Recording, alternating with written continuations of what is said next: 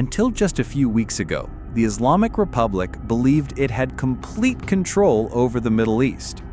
But with one swift and devastating strike, its command structure collapsed, its legitimacy unraveled, and the world is once again asking the critical question: what will Iran look like after the Islamic Republic?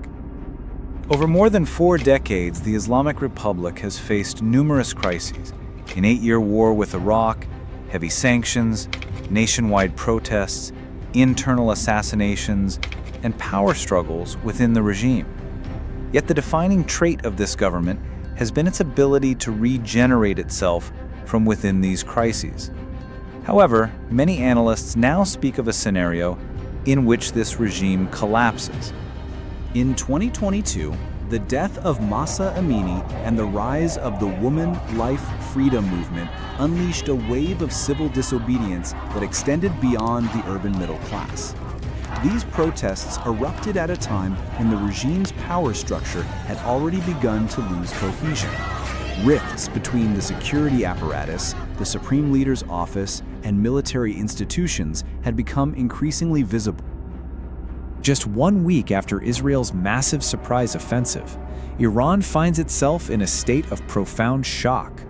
A country that once saw itself as the nucleus of the so-called axis of resistance now faces a fragmented air defense system, a headless command structure, and a disoriented, anxious population.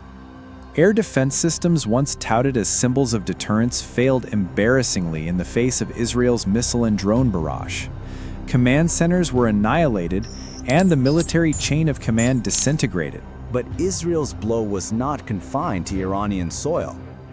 This attack was merely the latest in a long chain of strategic blows that have shattered the Islamic Republic's regional arms. Just months ago, Hassan Nasrallah, the leader of Hezbollah in Lebanon and a key pillar of Iran's regional strategy, was killed in a targeted strike. Subsequent attacks in Iraq and Syria eliminated dozens of senior commanders of Iran's proxy forces. Iraq's Hashd al-Shaabi forces collapsed, Quds Force militias in Syria were pushed back, and finally, Bashar al-Assad, Tehran's most vital Arab ally, whose regime had survived thanks largely to Iranian military and financial backing, was overthrown in a lightning strike led by the jihadist group Tahrir al-Sham under Mohammed al-Julani. A regime for which Iran had shed so much Syrian blood now lies in ruins. Meanwhile, Hamas also suffered a devastating loss of leadership and military capability during Israel's intense air campaign. But that's not the whole story.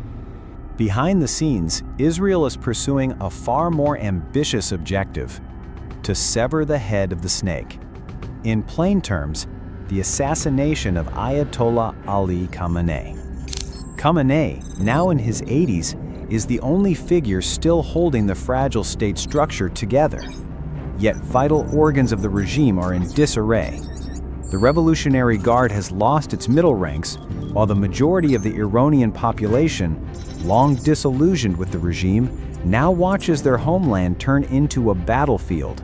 If Khamenei is assassinated or dies of natural causes, would the Islamic Republic collapse entirely? A political earthquake that could dismantle the entire system. But who would replace him? And what direction would Iran take? Potential successors. Option 1. Mojtaba Khamenei. The Supreme Leader's second son wields significant behind-the-scenes influence, enjoys deep ties within the Supreme Leader office and intelligence networks, and has received traditional religious education. However, he lacks any formal legitimacy, electoral position, or public presence. His selection would likely trigger widespread public opposition and internal military resistance. Option 2. Sayyid Hassan Khomeini. The moderate-leaning grandson of the Islamic Republic's founder enjoys a traditional reputation among certain religious circles, but he lacks the backing of the Revolutionary Guard and is viewed with suspicion by military elites. Still, if he advocates a return to the original ideals of the revolution, some reformist factions might support him. Option 3. A leadership council or military interim government. If no consensus emerges quickly, a high emergency council, composed of remaining military leaders, senior clerics, and administrative figures, might form. But this could easily devolve into chaos and a fierce power struggle.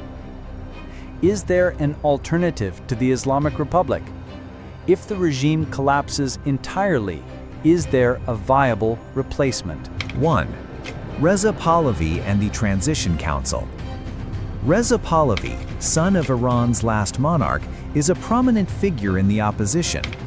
Leveraging international media and social networks, he has gained some popularity, especially among younger Iranians abroad. His message centers on democracy, secularism, and human rights, and his Transition Council aims to unite opposition forces. However, critics argue he lacks a cohesive organization, domestic presence, and broad grassroots support. Many still view him as a symbol of monarchy and Western interests, which limits his appeal among Iran's traditionalist segments. 2. The People's Mujahideen Organization of Iran, MEK. With a long history of armed struggle, the MEK has remained in direct opposition to the Islamic Republic since the 1980s.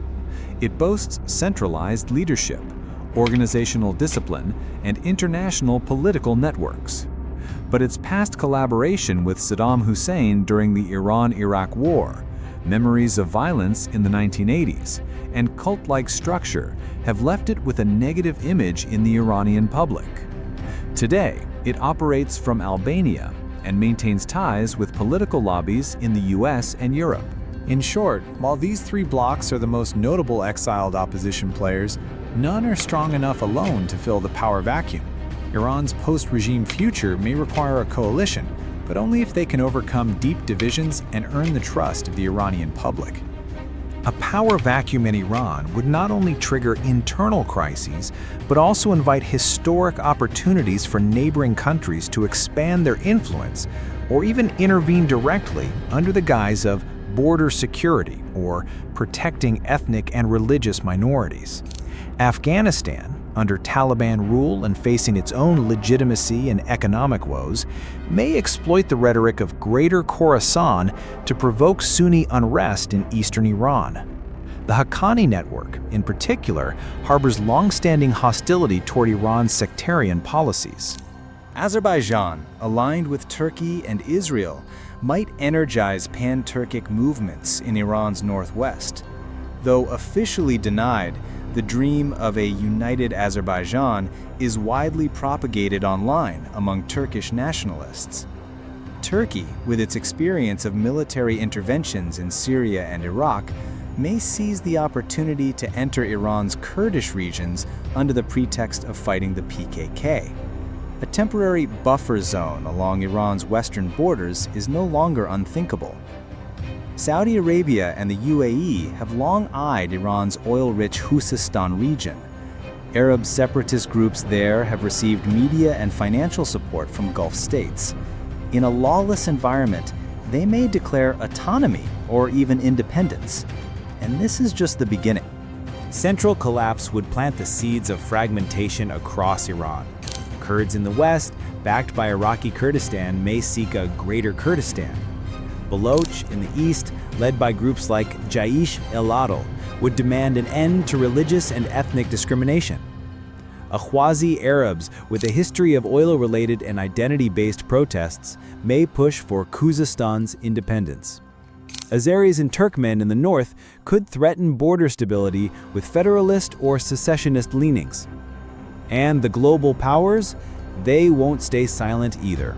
The United States may opt for limited military intervention to protect its interests or contain chaos, while supporting an interim government or exile-led transitional council.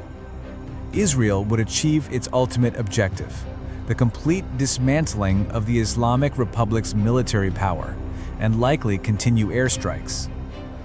Turkey, Saudi Arabia, and Qatar would each pursue influence, either by empowering ethnic proxies or funding aligned political factions. China and Russia, fearing the loss of energy access and regional balance, might back loyalist militias or military remnants to block Western dominance. No one knows exactly what post-Islamic Republic Iran will look like. Its path might lead through civil war or through national dialogue. But one thing is certain: Iranian society has entered an irreversible phase, one in which civil demands, collective awareness, and redefined national identity will play the central role.